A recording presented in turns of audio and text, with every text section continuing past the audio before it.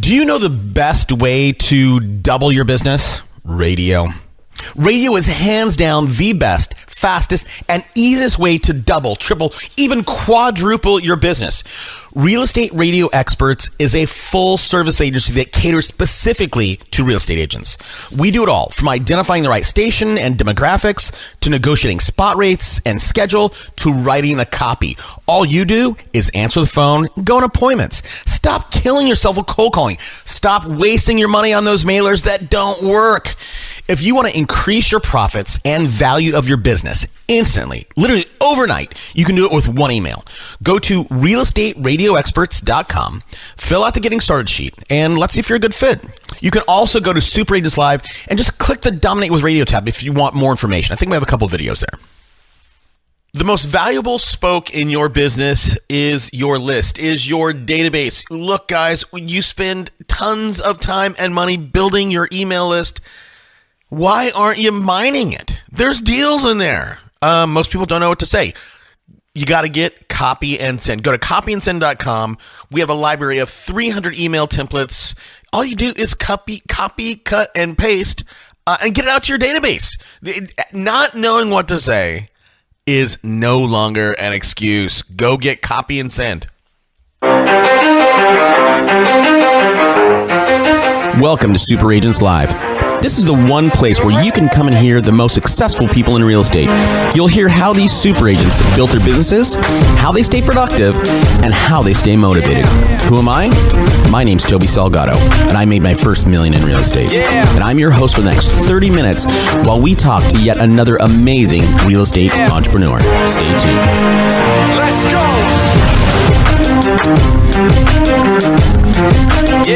Today on the show, look, I always say we're doing something different, and we always kind of are. Today's guest, I wanted to bring him on because it is a fact. In 2018, we have to have some sort of digital arm, digital channel in our businesses. And I think when you look at digital or social media marketing, you have two camps. You have one camp where people are always saying they're an expert, which I call crap on most of the time.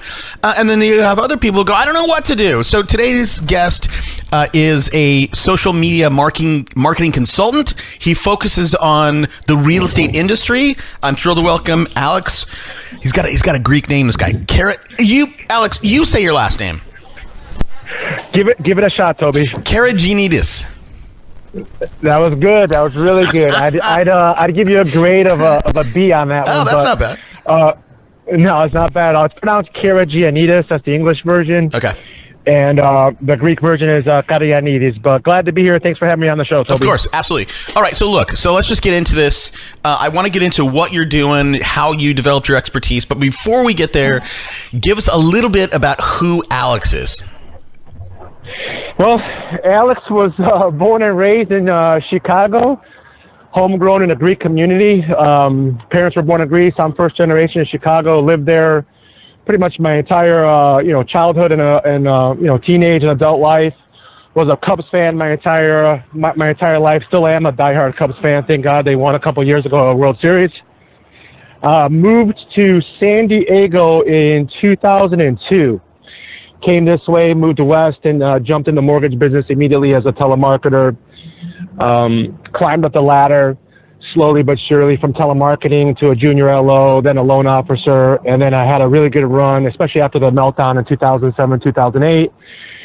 Business development manager, business manager 3 times. So had a great journey in the mortgage industry for 15 plus years. Loved the business, lots of ups, lots of downs, but learned a lot more from all my mistakes and all the obstacles and failures. And then obviously I love the successes. So who doesn't? Yeah. While I was in the industry, 80% of the business that came my way, the referrals that came my way, were from real estate professionals. So I got really comfortable and really close with building relationships and businesses with realtors. While I was in that phase of being a mortgage professional and trying to provide as much value as I can for my partners, not just closing loans on time and communicating and all that stuff, I wanted to find other ways to get to the consumer, to get to the person who's interested in buying a house or already owns a home and wants a refi. So I jumped into social media and digital marketing about five and a half years ago, like literally head first. I just joined every mastermind group I could find, and every one I found opened up another door to another one, and I just kept learning and growing and growing. And then I took what I learned and I implemented it in my business personally, scaled it, got results, got my message, my branding in front of my audience who needed my services. And then in return, I helped my close real estate partners do the same thing. That planted the seed for me to eventually, one day, have enough confidence and enough ability in my skills to open up my own agency, which I did. I got out of Corporate Mortgage America and I opened up my own digital marketing and social media agency, and we cater to real estate professionals because I knew then, and I still know now, it's one of the biggest gaps that realtors have. Even every sales professional has, even the mortgage professionals, if they're listening to this. That's one of the biggest gaps they have is having systems and structure around marketing and branding their message to a target audience. And that's what we do now. I love doing it, and we love helping our realtor partners. Okay, well that's great. So as we get into this, I'm just going to let you know, man. So I'm not going to let you get away with just general statements like structure and systems and processes. I'm going to need you to dig into that. But so help me understand. Got it. Okay, so help me understand. So you clearly, you and I have met in offline, and you're a dynamic guy. I mean, I think everybody can hear your dynamic personality. From the mic.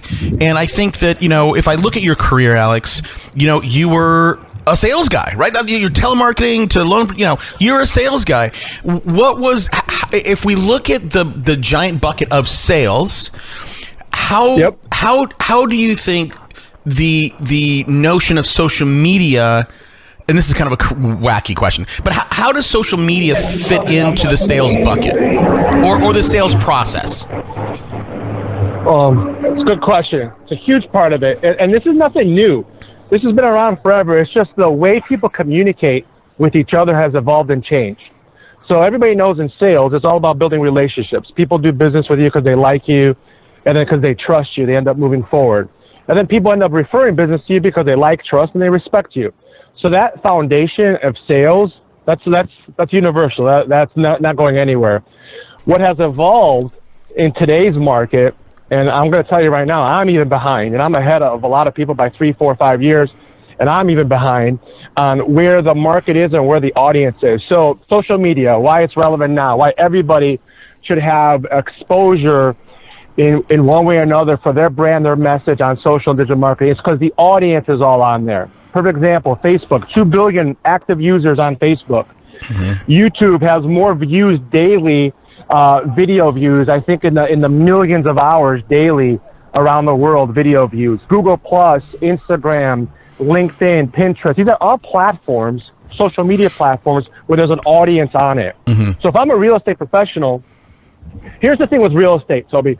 I think the real estate industry does an amazing job. I'm talking about the big companies out there, your Keller Williams of the world, your Century 21s, your Caldwell Bankers, the big companies, even the small boutique companies. They do a great job of teaching real estate professionals, new and old, of how technically to be very, very proficient in their craft, meaning legality stuff, compliance stuff, negotiating, paperwork, contracts. They do a great job of that. Great job. Right. Now, when you talk about sales and marketing, training and development, this is my opinion over 15 years as being connected to the real estate industry, I feel that they share just the same principles across the board. Right, you got to farm an area, you got to go after your friends and family, you got to door knock, you got to make the calls, and that's fine and dandy. That's fine and dandy. None of that's changed. You still have to do all that. I call that boots on the ground, belly to belly stuff. But where I see a weakness or I see holes in all the big companies when they're trying to share ways for their agents to grow their businesses with sales and marketing tactics is they're not specifically attacking social media and digital marketing in a way where an agent can brand themselves and then have a message that they want to direct to a target audience consistently 24/7. I just don't see it. I haven't seen it in years, and I still don't see it. No. Well, so when listen, do you agree or no? I 100% agree, and I'll tell you why. I'll tell you my opinion why. So you're 100% accurate with that, and it's this, man. It's the real fact of the matter is nobody knows how to do it. Who at Keller Williams or who at Coldwell Banker or whatever, or Sotheby's, whatever you want to say, who exactly at those big institutions knows how to do it? I don't care if they have somebody in the house for them. They really don't know how to do it, and even when you look at the big coaching companies of the world, right? I'm friends with all those guys, so I'm not going to say names. Everybody listening knows who they are. This particular media moves so fast, whether it's doing Google ads or Facebook ads, whatever. It moves so fast that literally this is a full-time job for someone just to keep up. So the reason, so you're 100% right. Nobody's showing these people how to do it. Because it moves too fast. And then, well, there's another issue with the people themselves. I won't get into that. But look, so I don't want to derail your story. Go ahead. No. I agree with you 100%. We're on the same page here. It's not that. It's also not that nobody knows how to do it or show people how to do it. It's actually doing it. That's the part that's going to be the biggest stopper for most people listening to this. Most people will probably nod their head and say, yes, I agree. I should be more relevant on social media. Listen, Gary Vaynerchuk himself, I started following all these guys. Ty Lopez, Gary Vaynerchuk, obviously Grant Cardone's a big inspiration to me. Ryan big Dice. Personal development guy, big sales guy, right? Yep. Tom Ferry, I look up to Tom Ferry and what he brings to the table. Rick Ruby, I was coached by Rick Ruby in the core for years. I endorse them. The principles that they teach still work. They're good foundational principles to build a house on. From there, though, the details and the specifics of social media digital marketing, you have to engage in either learning as much as you can, and like you said, being ahead of the game because everyone's behind, and or outsourcing and bringing people in to do it for you because there's a lot of work behind it, a lot of work. And Gary Vaynerchuk, just to touch on him real quick, he said this 3 years ago. 3 years ago, he said that if you're not spending at least $1,000 a month on Facebook ads, you're an idiot, right? As a salesperson, as a marketer. I'm going to say it a little nicer than that, and I believe in what he said is still true today. If you're not spending money marketing your message, your brand, to an audience, specifically a targeted audience, consistently, every day, every week, every month, in addition to all the other stuff you're doing, you're behind. You're not relevant. That's just how it is right now because everyone's being solicited to. The way go ahead. No, I don't disagree, but I think when I said I want to go back for a second, because this will all tie in. When I said nobody knows how to do it, it's this, man, right? If we could, I'm going to make a very big general statement, and then I do want to get into specifics, from your viewpoint, but today. Well, in the 80s, right, where I grew up in the 80s, man, you know what? If I wanted to find a mechanic or a roofer or like Radio Shack, I went to the phone book, right? And everybody's got their ads, and that's how I found out that you were in the market and that you had a special offer for me if I called in, right? In a lot of ways today, the Yellow Pages. The Yellow Pages, right? I'm sorry, It's phone book, Yellow, the Yellow Pages. Yep, same thing. Yep. So here's the deal: today we could generalize the internet as a big Yellow Pages, and our website, for example, is the ad. The problem is, right, the internet is not indexed like the Yellow Pages are. And why I say that nobody understands the channels of online social digital marketing is because they're all unique. What you do on Facebook doesn't necessarily work on Snapchat, doesn't necessarily work on Twitter, doesn't work on LinkedIn, right? All these individual platforms have their own ecosystem, their own ethos, their own way that you need to talk with, engage with, and interact with that audience. And dude, I think it's just too many people just go, they throw up their hands and go, yeah, it's too much. I'd rather pick up the phone and go 1992 and, call my farm. Yeah, agreed. Every social media platform you just mentioned and more have their own ecosystem. And with that, you have to have your own methodology for of each how to one. use Yes. For each single one. Agreed 100%. Yeah. Okay. 100%. Okay. So can I give some tactics? Yeah. Well, that's why you're here right now for the audience. Yeah. Okay. So here's step number one that I advise everybody and anybody who's listening right now.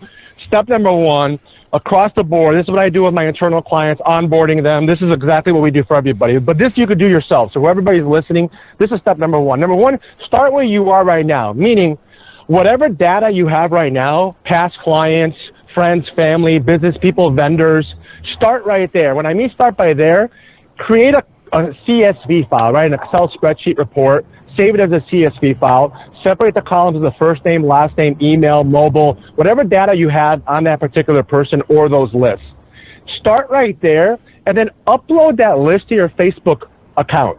Facebook allows you to upload a list and create what's called a custom audience. A custom audience then becomes a piece of asset, right? An audience that then you can retarget and market to for a lot cheaper than if you were to target or market to a cold audience. So here's two differences, especially in Zuckerberg's world in Facebook. He cannot stand marketing to cold audiences, and that's 95% of the marketers out there. And when I say marketers, it could be a real estate professional, mortgage professional, doesn't matter who you are. If you're marketing your message on Facebook, you're a marketer. 95% are marketing to cold traffic, which is the equivalent of me and you sending an email to 1,000 people that they don't even know who we are. That's called spamming. There's a big spamming issue right now happening on Facebook. He just announced this 3 weeks ago that he's changing the algorithms on the personal pages with the business pages, which basically means in a nutshell, if you're not marketing to a warm traffic, a traffic that knows you already, that has already engaged, commented, liked in your stuff, you're basically going to go into what's called the black hole, the black hole news feed of timelines, where nobody's going to even see your ads. And he's going to charge you more for that. Wow. So step number one, to make it very easy, create a custom audience of exactly where you are right now. So I see this happening all the time. Even people that are very successful in the real estate industry, closing 50 transactions or more, 100 transactions or more, you think they'd be more dialed in than everybody else. Even they suffer from this. Create your data of what you have now, put that in a file where then you can upload it and create an audience on Facebook and retarget that audience with your branding and your messaging, which is very inexpensive to do. So that's step number one. Right? Wait, hold on. Let me ask you a few questions about that. Okay. So that's step. I want to get to step 2 and 3 and however many bullet points you have. But let me ask you this. So we have a pretty big email list, and we've played with this before. We've gotten very specific on, let's say, 500 people that are really our target, our real target, 500, and we have those people's emails, they've opted in, we've got them legitimately, and when we go in to create a custom audience, the way that I understand it, I haven't personally done this for our stuff in a while, but so we would upload those 500 people, and many times the email addresses that we have for them are not the ones they use on Facebook. And from my recollection, this is a few years ago that I'm recalling this, Alex, but we uploaded that and there wasn't enough data, even though we had all those 500 emails and they're legit live emails, there wasn't enough data per Facebook to create a custom audience. Or maybe it was... That's accurate. Okay. No, that hasn't changed. Whatever that person signed up with Facebook account initially with, whatever email they use, whatever phone number they use, Facebook's going to try to grab that data from your CSV file and match it up with what they have.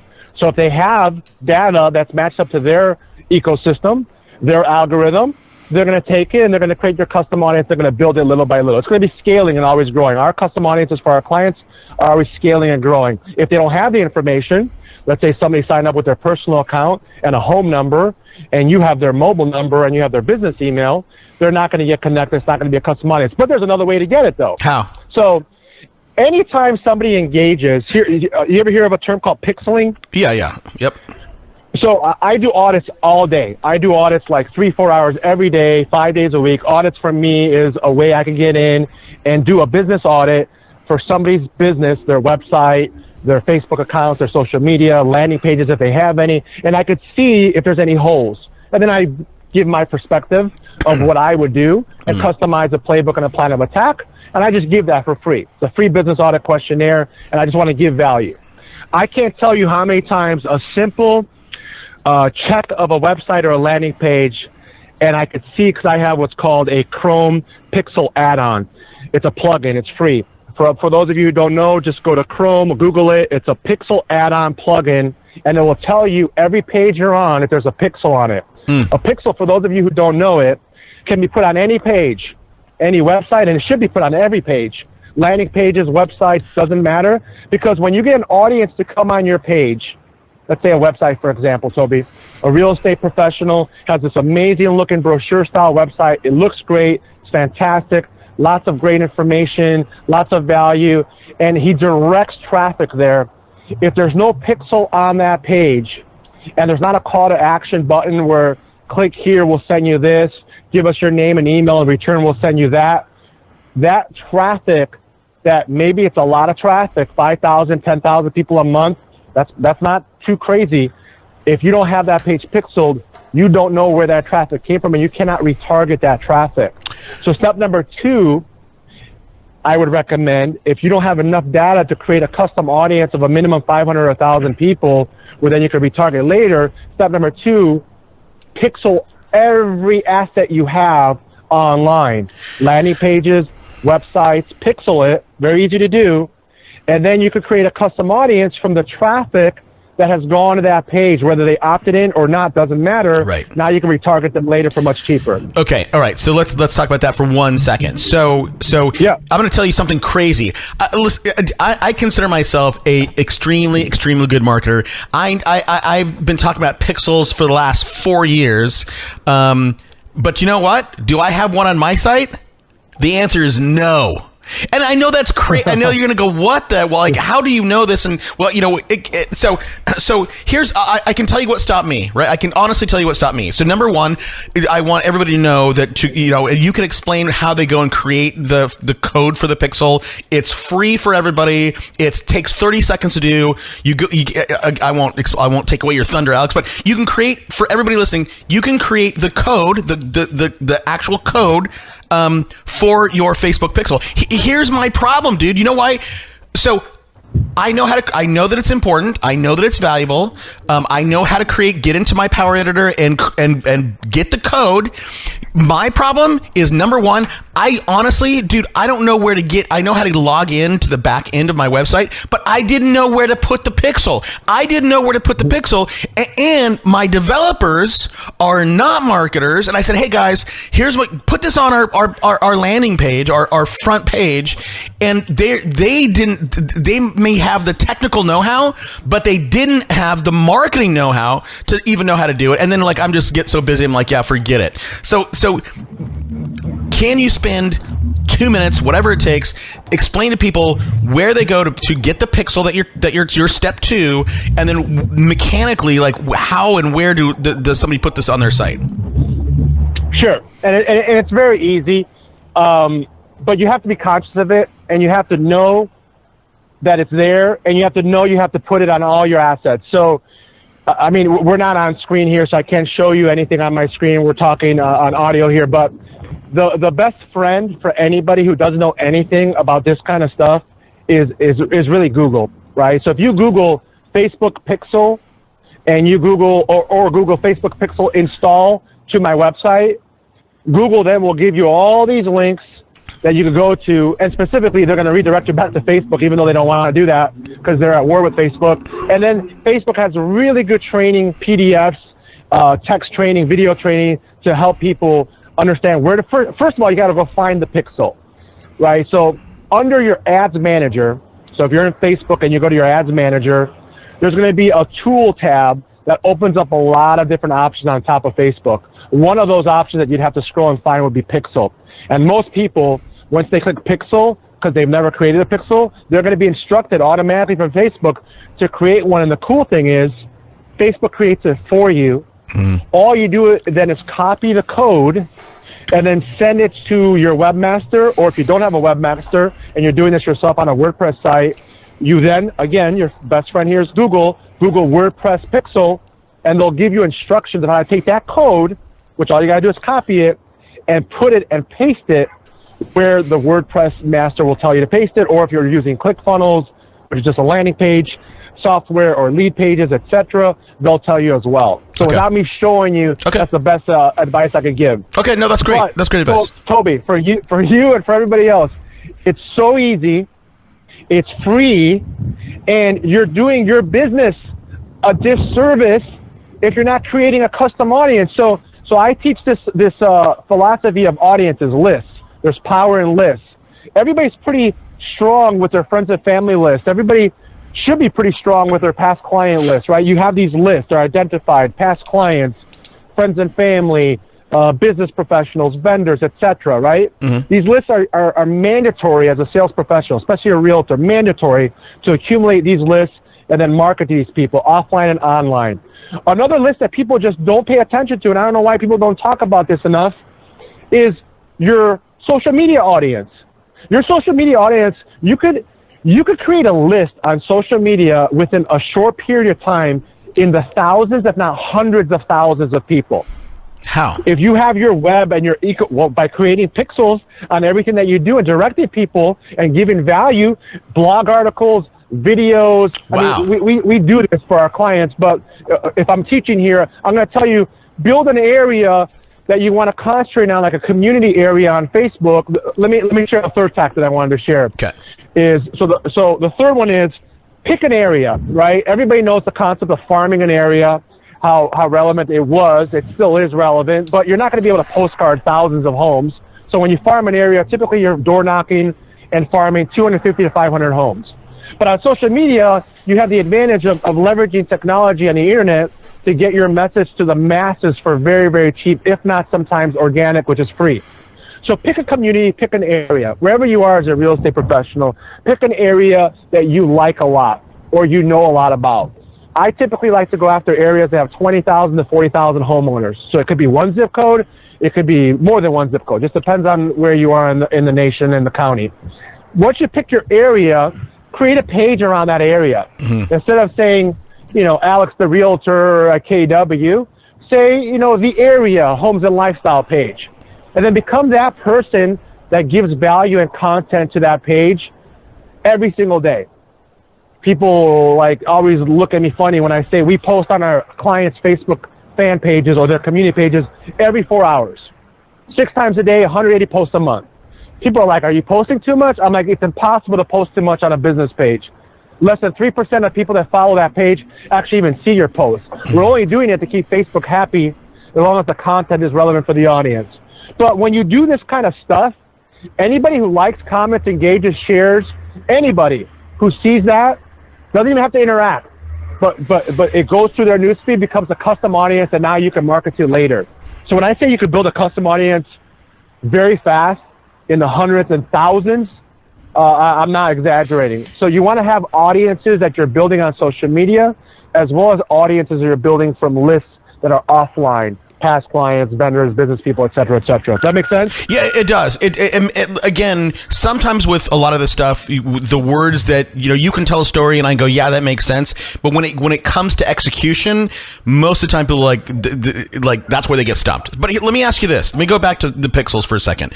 So you said put your pixel on every single asset that you have. Now I have two online assets. Oh, right, correct. Online assets. So number one, so like for us with what we're going to record this episode and we're going to distribute it on our website. It'll go onto iTunes. So should I have this pixel not only on our homepage, but on each of our interview pages that then get distributed everywhere? So should we have this every single page? Absolutely, 1,000%, every single page. Okay. Because you can retarget each page differently. Yeah, no, that's great. You can retarget each page differently, and that's what you want to do. The whole purpose of marketing online is you want to build a list, and then you want to market and retarget to it. Because not everyone's going to accept your offer or buy into your offer right away. It takes about 8 to 12 touches for somebody to get comfortable for you, especially online. There's a lot of solicitation online. So for you to go through all that, the noise, I call it, it takes about 8 to 12 touches minimum for somebody to get comfortable with your branding and your message. Well, right? that's So you gotta but that's continue. You got to continue. Okay, well that's a whole different conversation we'll get into in a second, right? The frequency conversation. Okay, so let me ask that same question again in a different medium. So you suggested people, if they had a farm, let's Rolling Hills Estates, right? Rolling Hills Estates, and you go and create a Rolling Hills Estates page. Of course, per you, Alex, have the Facebook pixel on that page. Now, what if, in addition to me creating content for the Rolling Hills neighborhood or development and posting it, I'm going to do video? Because I believe in video. I'm sure you believe in video. Is it possible for me to take that video, and of course I'm going to upload that to YouTube, right? That's a platform we should be on. Can I somehow include the pixel on my Google video that I just released? Oh yeah. Really? Yeah. Super powerful. Oh yeah, super powerful. You can retarget people by how long they watch your video. Did they watch it for 5 seconds or less? Did they watch it for 15 seconds, 30 seconds? On YouTube, here's the thing with YouTube. People don't understand YouTube at all. YouTube will allow you to retarget people for over a year. Over a year, you can retarget people. Wait. And advertising on YouTube right now, you can get views on your videos right now for $0.01 a view. Tell me where you could get 20,000 views on a video anywhere. Tell me where you can get exposure like this. 20,000 views on a video for $20. Yeah, it's crazy. So right, insane. So let me ask. This is a question that I've often I've talked about with a few people. I never got a great answer. So Grant Cardone, I've interviewed Grant Cardone, and I'm in his ecosystem. I recently was on YouTube looking for something, and Grant did a video. Now I like Grant, so I listened to him for a couple of minutes. Now I didn't. Dude, Grant's video was 10 minutes. Here's what I've heard before, and I don't know if it's true or not, but you can create a video and YouTube will not charge you unless the viewer watches it all the way through. Is this fiction? No, it's fiction. Okay. You're partially right. YouTube will not charge you unless somebody watches the video for a certain amount of seconds. So it's not all the way through. Okay. So if somebody goes to your video, they click on it, and they only watch a few seconds of it, video won't charge you. There has to be a certain number. I believe it's 10 seconds, but they're always evolving it and changing. Yeah. But they will not charge you unless that person stays on the video and watches it for a certain amount of time. Okay. No, that's good to know. So now on YouTube. And Toby, not to cut you off, I'm a huge fan, and I endorse videos like, yeah. I mean, I pray that my clients do more videos. I help them do videos. I do everything I can besides me actually being in the video and doing it for them to promote the art and the benefits of doing videos. The more videos you could do, the better you're going to be with getting your message out to a different audience. See, look, YouTube, you can create a video on YouTube and you can have it for 30 seconds. You can have it for 30 minutes. You can have it for 30 hours. That's how YouTube is. If people like you and they love your content, they'll watch long videos. Mm-hmm. In the beginning, though, especially on Facebook, when you upload a video, you never, here's a trick or a hack. I don't know if everybody knows this, so you never want to put a YouTube link on Facebook. You never want to put a link to YouTube and tell somebody, hey, I recorded this great video on this open house, or I recorded this great video that I want to share with my audience or this community. Click here, and it's a link to YouTube, which will direct them from Facebook's ecosystem now to YouTube's ecosystem. Facebook is going to flag that all day very fast, and you're not going to get any love from Facebook anytime soon for a while. So instead, always either do Facebook Live, or most people don't like Facebook Live because you can't edit. It's right there. It's live. You're on the spot. Or record your video, do a little editing that you want to do, and then just upload it directly to Facebook. But never direct somebody out of Facebook's ecosystem, especially into like Google or YouTube's ecosystem, because then you're gonna get flagged. Just a little hack right there. So okay, no, that's I think most people listening probably did not know that, and I kind of knew that, but if you would have asked me, I don't think I would have come up with that answer.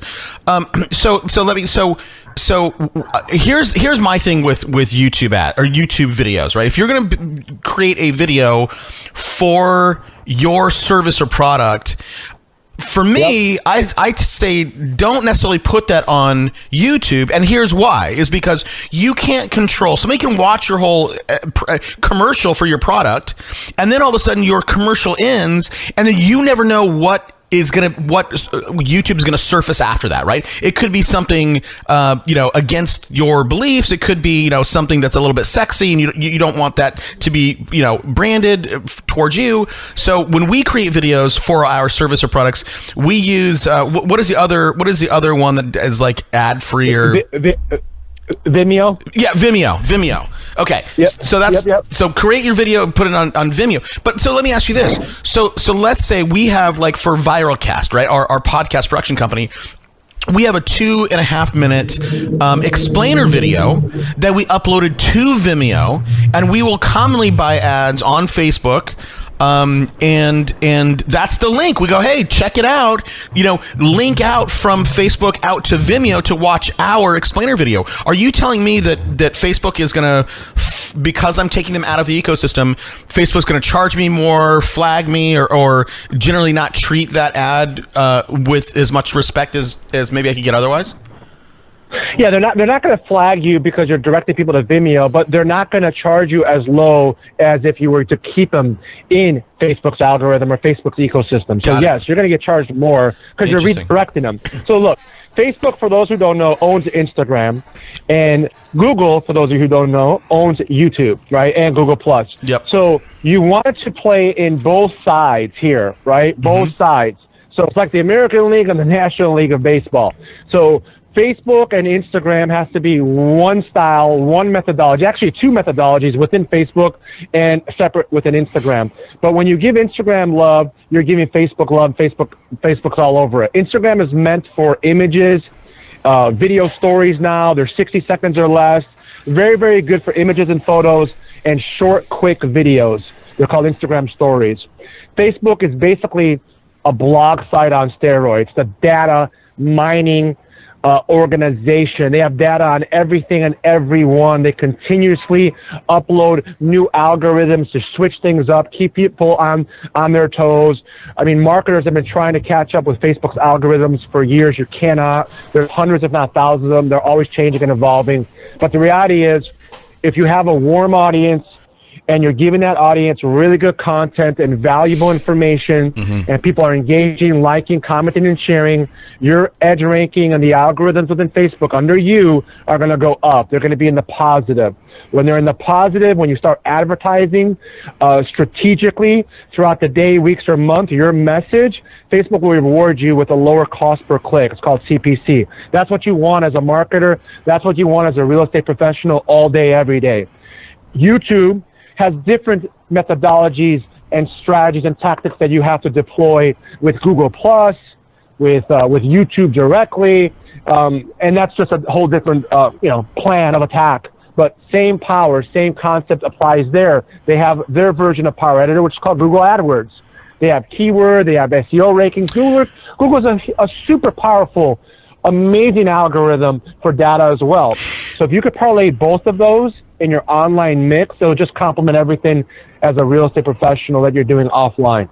But so the big difference, at least in our world, between or how we see it, and again, we get really up to date with this stuff, and then we forget about it, right? We get back to what's comfortable, and so we're really inconsistent, which I think is the problem. I think you'd agree is the problem with most marketers, at least in this space. Is people do stuff and they're like, yeah, it's working or not working, and then they get laissez-faire about it and they go away. So if I look at Google or Facebook, or versus Facebook, the cool thing about Facebook is I can get really specific about who I want to target, right? I can get to age, gender, income. There's even qualifiers go, okay, likely to move, right? So clearly, if I'm in the real estate space, I'm going to click that. The problem with Google is I can't get to that level of specificity, right? I can get to, well, tell me what demographic information on a general level that I can target on Google that I cannot on or vice versa. Actually, Google's AdWord program, which is their version of Power Editor when you want to advertise and target, is way more sophisticated than Facebook is. Really? You get laser focused. Okay. Oh, yeah. You get way more laser focused on Google than you can on Facebook. The difference is, in my opinion, Google costs more money to play in their game. Of course. It's way more expensive to run PPC, pay-per-click ads, and SEO keyword ads on Google than it is to run buying interest and behaviors on Facebook. The difference is, on Google, somebody typed in a keyword that you're buying that information from, and you're auctioning with other marketers. So it can get very, very expensive. I don't advise people entering the marketing arena, especially social and digital, to promote their message and their brand, to go directly into Google. You could scale there eventually, but I believe everybody should start on a platform that has the most audience, which right now is Facebook, almost 2 billion, if not there already. Mm-hmm. Very inexpensive to play in that arena. In the beginning, I suggest everybody goes organic first, which organic is free. Paid is obviously paid. There's different methodologies for both. But you can get into the Facebook's algorithm and their ecosystem and build a message and a brand behind what you do, especially as a real estate professional. Sorry about that. That's right. No, you sound like you're in Detroit. Okay. No, that's all right. Yeah. We'll let it pass. Okay. So here, thank you. As long as you can hear me, I mean, I'll take over. So here's what I would say. You're good. Okay. Here's what I would say, Alex. I must not know how to. And look, I'm totally fine with admitting what I don't know, right? I mean, we play in the radio and television world. That's where we play in, and we play a little bit in the digital stuff. But man, when I look at I'll tell you this, dude. I just got a bill from Facebook ads. For like $650, and I didn't even know that was running. I thought I turned it all off, but it was been running. Right, the same thing with Google ads. We have some Google ads. I was like, wow, they're running. Like, how much did that just cost us? But I can tell you that I've been in the back end of AdWords, and I must not know how to work it as well as you do, because I can't see all those demographic qualifiers. So okay, so I don't want to get too in the weeds here. I would agree with you. Everybody needs to have some sort of presence on Facebook, doing ads, as well as and working you're building your list, as well as Google, however you want to do that. Here's a question I have for you: is when you said it's very easy to get on Facebook and build a list, a warm list, right, of hundreds or thousands or whatever. Now, I think we did this in the early days. I think one of the things that we did was and maybe we just tried to do this. Correct me if I'm saying something that can't be done. But we, for our targets, Facebook has a bunch of groups, right? So let's say that there was a group that was, I want to buy a house in San Diego, right, on Facebook, and it's got 10,000 members. Isn't there a way to go and scrape the emails from that group and then take those scraped emails, upload them back into your Power Editor, and then retarget those folks? Oh yeah, you could export. Friends. You could export groups. You could export data from Facebook into a CSV file, then upload it back and create a custom audience. Speaking of groups, though, I'm glad you brought that up. I want to chime in on that real quick, because LinkedIn. A lot of people don't understand how simple things can be on Facebook because of all the data that you have right there at your fingertips. So when you're in Facebook and you go to the search bar on top, I recommend every agent does this. Every agent should be a member of multiple groups on Facebook. Specifically, the top ones that I recommend are sale groups. Right, when you have a garage sale group and you see the comments in the newsfeed or the timeline of everything must go, in my world as a marketer, that's a tripwire. My flag pops up as like, okay, everything must go sale. They might be obviously renting and they want to rent somewhere else, or they might be upsizing or downsizing and relocating. They might be buying. They might be selling. So you want to join, as a real estate professional, groups that are aligned with the audience you want to go after and serve. So if you want to work with divorce attorneys, you should join attorney groups. If you want to work with bankruptcy attorneys, you should find bankruptcy groups. If you want to work with investors, you should find investor groups. Everyone should be a member of multiple groups, because then once you're in the group, you have access to the members. Another thing that I teach people to do that they don't take advantage of, especially on the personal page, is Facebook allows you to have 5,000 friends. They cap you at 5,000 friends. Mm-hmm. Obviously, we know that if you have 5,000 friends on Facebook, those aren't all real friends. Right. You know, I mean, we'd be blessed and lucky if we have a handful of real friends in our lives as we grow older, right? Sure. But I look at it as eyeballs and people. So Facebook personal page should be just for personal posts, right? Stuff about your family, about your experiences, traveling here, this place, that place. That's what it should be. It's for people to socialize and engage with each other. I don't recommend people talking business on their personal page. But your personal page allows you to have 5,000 eyeballs that look at your posts. And if you do your about section correctly as a real estate professional, people will see what you do. And if your posts are engaging and they like it and they comment and your edge ranking goes up, more people of your friends or eyeballs will see your post. More people see your post. You never know when somebody's in a position to buy, sell, or refi, or refer somebody who's in a position to buy, sell, or refi. So this is an organic way of using Facebook. You have a personal page. You're already doing your posts. You're already engaging. You're already liking, commenting, sharing, posting. Go ahead and friend request people in the groups that you're a member of strategically every day or every week, and build up your friend audience. I see so many of my clients come to our services, BSM Vault, and I look at their Facebook friend page, and it has on average 600, 700, 800 likes, or friends, excuse me. That's fine, but now they got another 4,000 plus people they could add that they could see what kind of posting is going on, and maybe, you don't know, when somebody's ready to buy or sell, they get them in time, and now you got somebody that you can redirect them to your business page or your website. Okay. Another thing that I want to do one more tip. Alex, I want to hear it. I want to hear it, but you're standing somewhere where, like, I feel like I'm in a submarine. I hear, like, radar. I think it's just a truck backing up or something. Yeah, it's over. They left. Okay, good. Can you hear me better now? I can. Okay, what was the next thing you're going to say? Okay, this was important because of the fact that how I started the call. And I said, look, the biggest hole I see in real estate professionals, actually everybody in our industries in sales, is no systems, no structure. Yeah. Okay.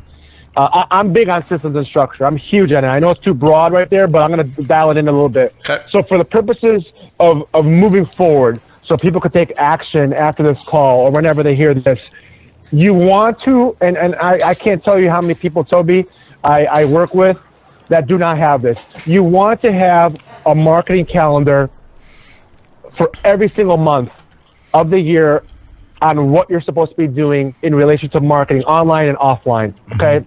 A simple marketing calendar concept. I learned this years ago. I just did a webinar on this last week. I just did a video on it 2 weeks ago, and it got great feedback, and I'm still, responding to people, helping them understand the concept behind this. It's a simple concept. Starting off in the beginning of the month, or preferably before the month even starts. So let's say right now we're working on February, okay? For February, I already have my marketing calendar printed out. I have a physical version in my office, on my wall for February with every day of the month. I have a digital version, and it's recurring, and it's tied to my calendar. In that calendar, I mark whatever I am doing that day or that week that's related to marketing. So, for example, for me, I send out a video tip of the week every Monday. I do a webinar every second, third, and fourth Wednesday. I do email broadcasting every Friday. I post on certain days, depending on what the theme of the post is and who my audience is. This is all in a calendar that I identify ahead of time what I'm going to do, and then I put it in the calendar, and I transfer it into my digital, which for me is Outlook. I recommend everybody starting off, moving forward, create a marketing calendar for the month coming up, every month for the rest of the year, and start off pen to paper and just put in what you're going to do when you're going to do it. Fill out the whole calendar. You might just say, okay, 2 videos this month, 4 posts this month to my business page, text message, email, direct mail, whatever it's going to be. As a real estate professional, you listening to this, you know what you should be doing and what you are doing. Put it on the calendar, then transition it and transfer it to your digital calendar. Make things reoccurring if they're done the same day every month, like I do. That helps so much with at least putting a little system and a little structure, and then you can scale from that. Then next month, you could add a couple more components to that, like theme days, default schedule. Yep. I'm doing a video on that. Actually, my video today went out, and it's on having a default schedule. The art of, time management. I've been pursuing the art of managing time for years. And I know you can't manage time. We all have the same amount of time in a day, but you can manage activities. So I teach about the art of a default schedule. But then you can scale to that kind of stuff and get more systematized and structured, and then it'll make it a lot easier, more online tactics and strategies. Whether you do it yourself, which you can. Everybody listening here can do everything that I do for my clients yourselves. It's just a matter of, can you learn what you're supposed to do, and can you execute what you're supposed to do the right way? So you can do it yourself, or you can outsource it to somebody like me or other services out there. Right. And here's the issue, right? So I think, here's the issue that I think people either are saying to themselves right now. Look, having a monthly, a quarterly, an annual calendar for all the marketing stuff, all that's great, right? All that's great. Here's the problem, is I think people are going to go, okay, I'm going to do X number of blog posts. I'm going to do 2 videos. The problem is that is 2 videos. Nobody really knows how much time to block off for that, right? They go, oh, okay, I'm going to do 2 5-minute videos. I'm going to take 60 minutes. And then they go and they record it and they're like, oh, dude, my lighting's terrible, right? I'm going to have to go run to the store or order lighting now on Amazon. Hopefully I can get the right lighting. You know what I mean?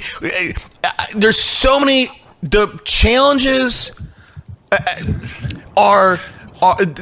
there's so many roadblocks for people to actually do that good idea. And I think really what I'm saying is, I think this is where, I think we as business people, as marketers, need to go, look, I'm good at what I do.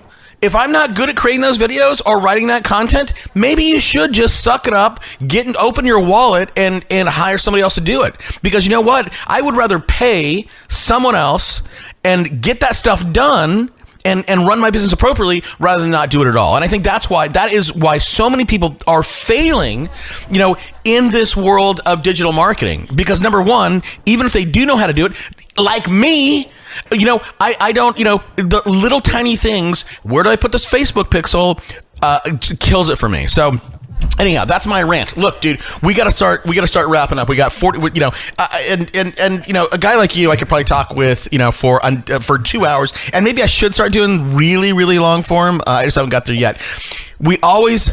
You've dropped a ton of little nuggets on us, and I think the good news about these nuggets, they're all actionable to some degree, and they're relatively inexpensive, right? They just take work, right, to some degree, whether that's a video or posting or whatever. Where, other than your work experience, Alex, what books, we always ask for a book recommendation, what books that are out there in the market should someone go buy today to get them a little bit more up to speed with some of the stuff that you're good at? Great question. My number one book recommendation is a book called The Ultimate Sales Machine. Oh my God, Chet Holmes. It's one of my top 5 best business books of all time. I keep recommending this because so many people still have not read it. The Ultimate Sales Machine, for those who are listening, Chet Holmes, Chet Holmes, Holmes. One of the best business books, top 5 in my library of all time. That's a great, great book. It'll make an impact on you immediately from the first chapter. If you can get through the first chapter, you'll probably get sucked in and read the entire book, but I would break it up into chunks. Mm-hmm. The first chapter, I believe, is The Billionaire Secrets to Time Management, and the concepts and the tactics and the strategies Chet gives in that chapter could immediately give everybody listening here and reading that a step up in the right direction and improve efficiency and ROI immediately. Yeah. And not doing anything that's paid. That's my number one recommendation. Yeah. So I second that. I think that's a great, great book. And I think that book is unique in the sense that, in addition to just good content, when it comes to hiring, there are literally scripts in there. There are scripts. He tells you, here's how I hire someone and here's what I say to them. So everybody, if you have not gotten or read this book, The Ultimate Sales Machine by Chet Holmes, go get a free copy on us. Just go to audibletrial.com/superagentslive. Sign up. They'll give you a free copy. So look, you're a youngish guy. You got tons of energy, and I know you want to do big things, as well as you're trying to focus on your time management. Tell me how do you have a daily ritual that you think has helped you achieve the success that you've gotten today? Oh yeah, I live off routines and rituals. I read a book a few years ago called The Miracle Morning by Hal Elrod. Yep. Another great book I recommend, and it just planted a seed in me, and it made me completely change my entire I don't know, just perception and perspective on like having routine. So I have a morning routine. I'm obsessed with like tweaking and fine tuning it, and what works for me. It's been, I don't know, it's been about almost a 3-year journey now where I literally get up at a certain time. Right now I'm at a 5 a.m. club. I was in the 4 a.m. club for a while, but, you know, I'm getting older. I have children. I have responsibilities. I'm building the agency. So for me, 5 a.m. works. 5 a.m. on the dot, I'm up, and then I have a routine of what I do afterwards, which includes working out. It includes journaling, meditating, looking at my targets and my goals for the day, the week, the month. All this is done in a routine style, checklist style from 5 a.m. to 8 a.m. So I have 3 hours every day, even on weekends, where my first win of the day is my routine, my morning routine, which includes everything that I just told you. So by the time I'm showered, ready to go, it's 8 a.m., my wife's up, the kids are up, I get to spend a little quality time with them in the morning before I leave to go attack my day. And my day is planned. My day is structured. I'm a huge fan, and I learned this from Rick Ruby. Rick Ruby at the core taught me this. I have to give him credit. I respect him tremendously for how he hammered in my head systems and structure equals freedom. Systems and structure equals freedom. A lot of us in this industry that we're in, I was in the mortgage business 15 years. It's a chaotic industry. I respect everybody who's in it. It's a very, very, very difficult industry to be able to have structure in, because it's all reactive. A lot of things are happening all the time. So many moving parts, so many people involved.